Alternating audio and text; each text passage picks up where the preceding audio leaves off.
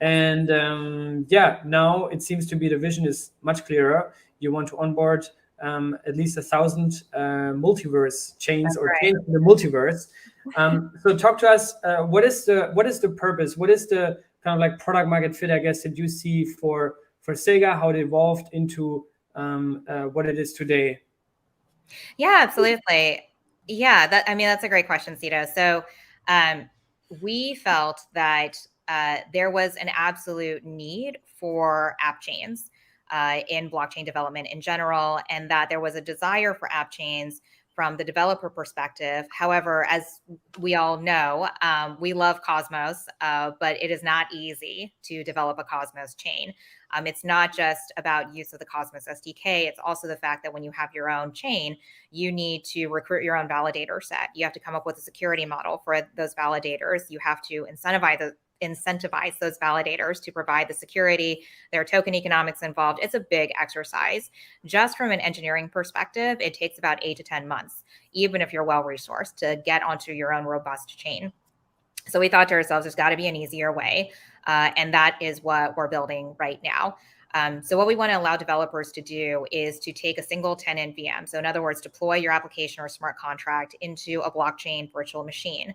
Take that to SAGA, and through a command line, you're able to automatically deploy onto your own dedicated chain, which is what we call a chainlet. The chainlets on SAGA are secured through interchain security. So that's where ICS comes in. So we have the SAGA mainnet, which is a set of validators, and those validators, the same ones, are going to also secure each individual chainlet. So for those of you who are tracking interchain security that's coming out from the hub, it is very similar in that respect. How it is different, though, is we have maintained the culture and the vision of allowing basically anybody to stand up their own dedicated chain, which is why we say we want to launch the next 1,000 chains in the multiverse. So for any developer who is able to pay the fee for a chainlet to be stood up, you get your own chainlet, no questions asked. And the way that we determine this fee is as competitively as possible. There's no auction mechanism. We're not looking to fill a limited amount of block space. Our validators have to be prepared to onboard any chain that is able to pay this fee for getting onto its own chainlet. So it is meant to be entirely permissionless.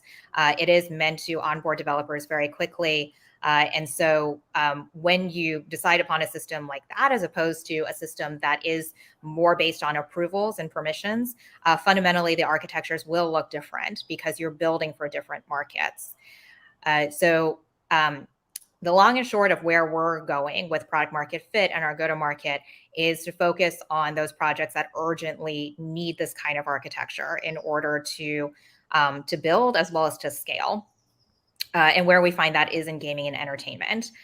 So I think that any project would benefit from being on its own dedicated chain. Having said that, what are the projects that really need that level of throughput, performance, those controls over their gas fees to make sure the costs are predictable, and of course, control over their own block space? Generally speaking, you're looking at applications that need that kind of user experience, and their users really demand that experience in order to find the application useful at all. So we're looking squarely at gaming and entertainment to start with. Yeah.